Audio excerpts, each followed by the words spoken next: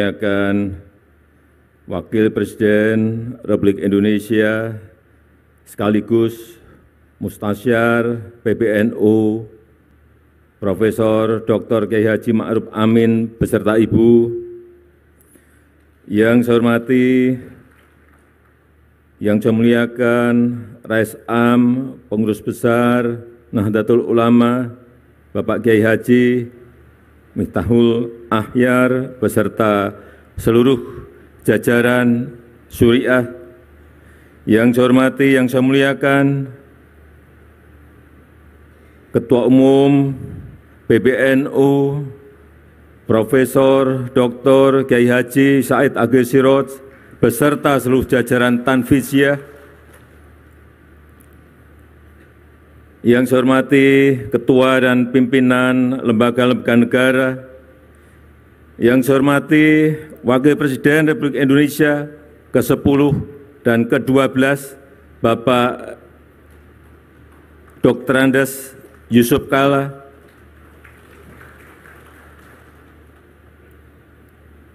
yang saya hormati para Menteri Kabinet Indonesia Maju yang hadir,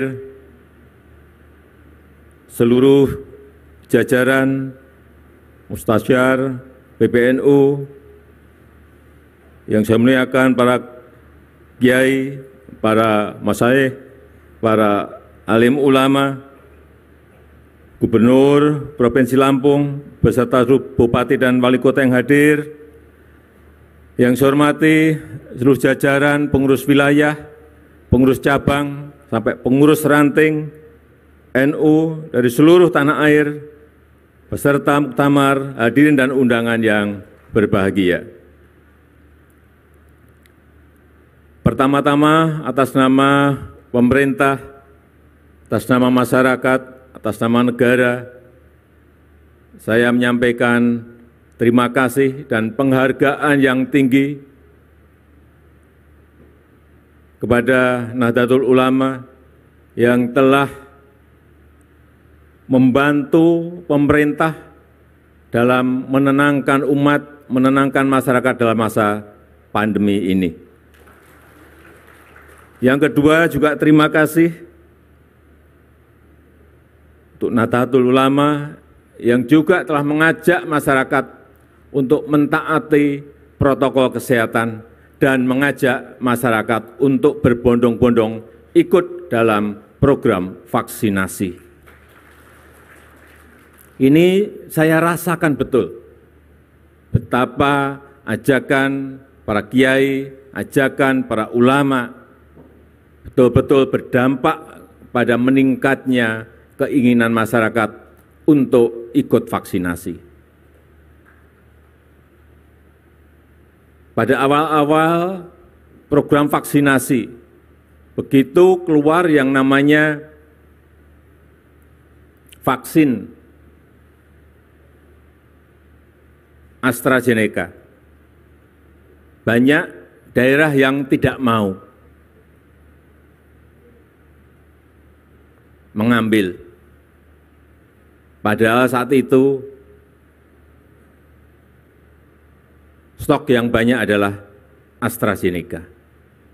Tetapi begitu saat itu ada telepon dari para kiai dari Jawa Timur, Pak Presiden, silahkan semuanya vaksin dikirim ke Jawa Timur, kami terima.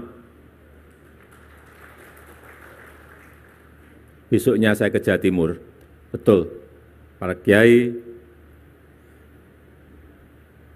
berkumpul dan benar-benar semuanya mau menerima vaksin itu. Setelah itu, semua daerah satu persatu mau. Inilah pengaruh para ulama, para kiai dalam mengajak masyarakat untuk ikut vaksinasi. Kita tahu di bulan Juli,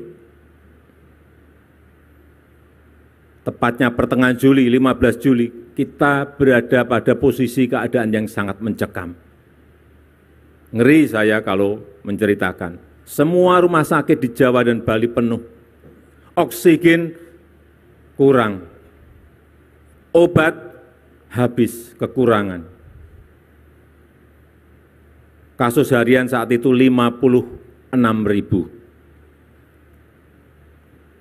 56.000, sehingga rumah sakit tidak cukup, tidak mencukupi. Di lorong-lorong rumah sakit, semuanya pasien-pasien antri untuk bisa masuk ke ICU.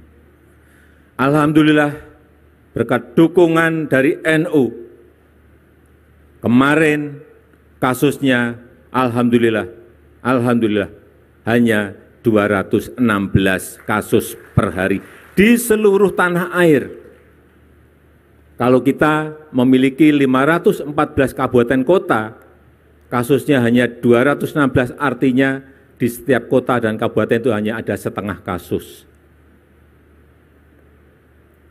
Kemudian vaksinasi, sampai hari ini kita telah menyuntikkan 263 juta vaksin kepada masyarakat.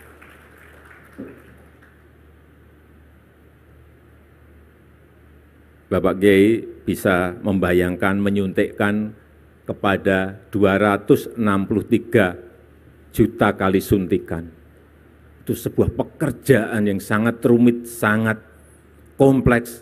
Belum membawa vaksinnya ke tempat-tempat yang sangat sulit di atas gunung, ke pulau-pulau kecil, dengan membawa perahu, dengan naik sepeda motor, membawa box untuk pendingin vaksin. Sekali lagi alhamdulillah kita sudah mencapai 263 juta, dosis pertama 73,9%, dosis kedua 51,8%. Kita harapkan segera bisa mencapai 70% untuk mengejar agar COVID ini tidak menyebar kemana-mana lagi. Dan juga hari ini telah disuntikkan kepada anak-anak 6-11 tahun sudah 1 juta. Ini juga kecepatannya sangat bagus sekali, alhamdulillah. Tapi kita tetap harus masih hati-hati, masih harus waspada, karena sekarang muncul varian baru yang namanya Omikron.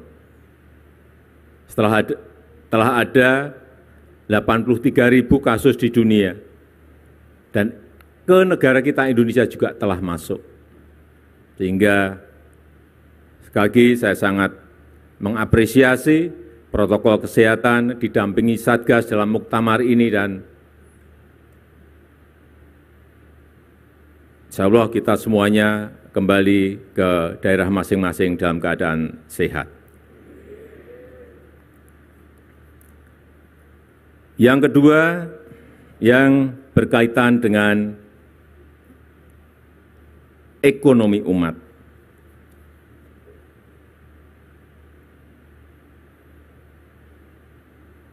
Kita tahu banyak yang disampaikan mengenai masalah pemerataan, seperti tadi juga Bapak Ketua Umum PBNU juga menyampaikan.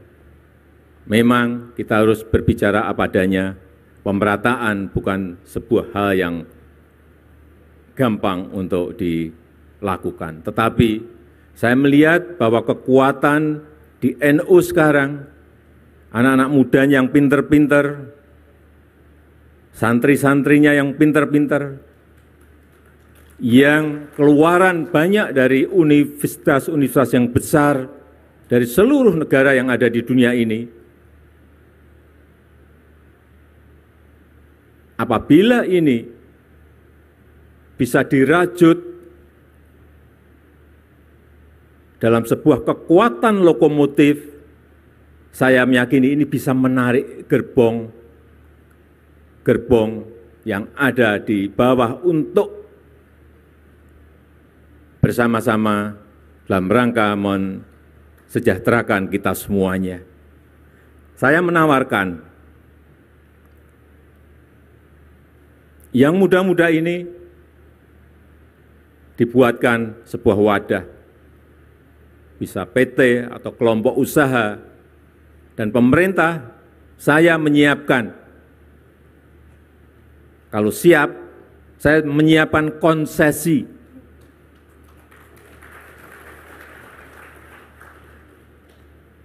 Baik itu yang namanya konsesi, terserah mau dipakai untuk lahan pertanian, silahkan. Saya juga ingin menyiapkan konsesi minerba.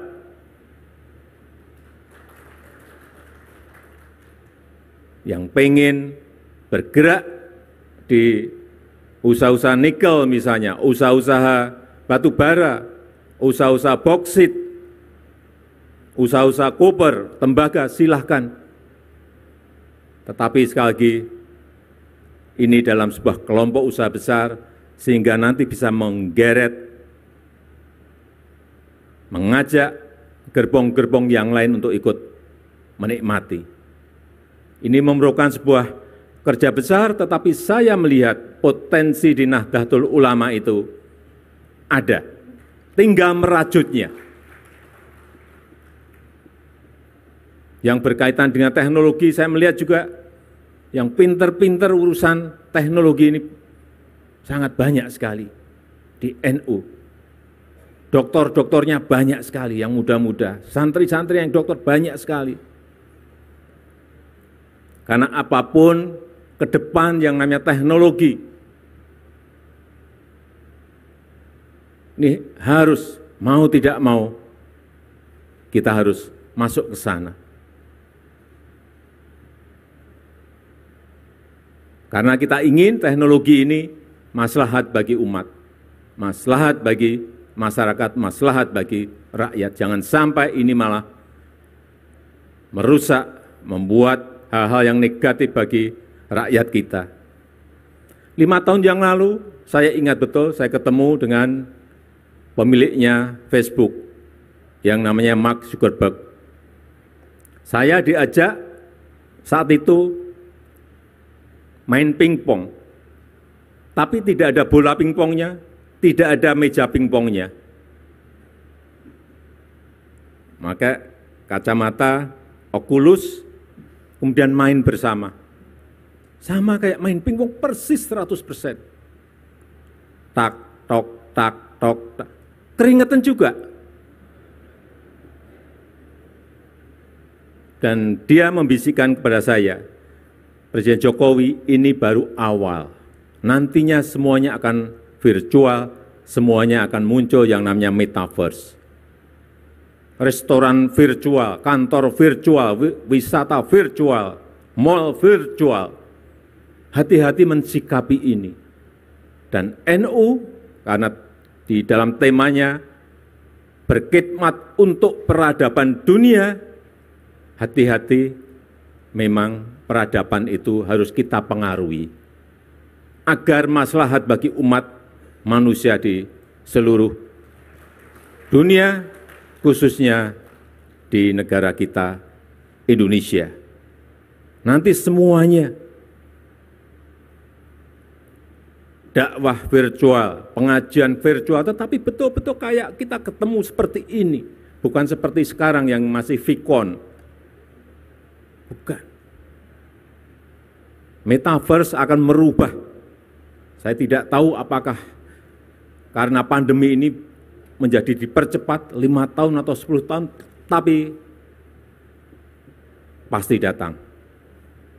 Oleh sebab itu kita semuanya harus siap dan kita bersama-sama NU untuk peradaban dunia dan Indonesia sekarang juga memimpin G20, menjadi keketuaan G20, juga ingin mempengaruhi kebijakan-kebijakan dunia yang berpihak kepada negara-negara miskin, kepada negara-negara berkembang, kepada negara-negara kecil, kepada negara-negara kepulauan dalam segala hal, utamanya dalam hal digitalisasi, perubahan iklim, dan ekonomi hijau. Terakhir, sekali lagi saya ingin menyampaikan terima kasih yang sebesar-besarnya kepada NU yang terus mengawal kebangsaan, mengawal toleransi, mengawal kemajemukan, mengawal Pancasila, mengawal Undang-Undang Dasar 1945, mengawal kebinekaan kita, mengawal NKRI, dan kita harapkan dengan itu kita terus bisa menjaga dan merawat bangsa dan negara kita yang kita cintai. Saya rasa itu yang bisa saya sampaikan pada kesempatan yang berbahagia ini. Dan dengan mengucap Bismillahirrahmanirrahim, pada pagi hari ini saya secara resmi membuka Muktamar ke-34 Nahdlatul Ulama NU. Terima kasih. Wassalamualaikum warahmatullahi wabarakatuh.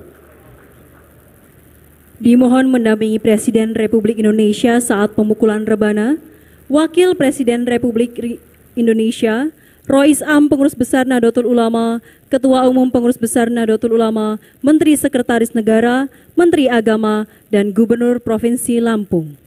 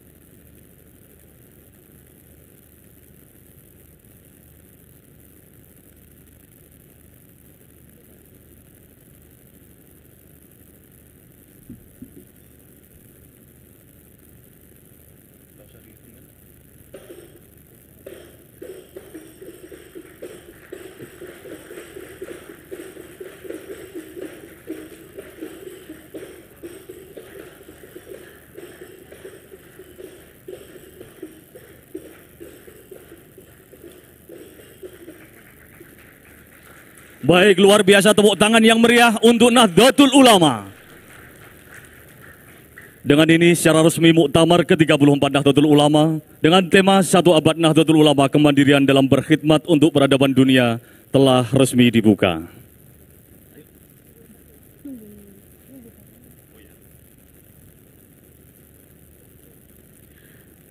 Baik, kami ucapkan terima kasih kepada Bapak Presiden Republik Indonesia yang telah membuka secara resmi Muktamar ke-34 Nahdlatul Ulama.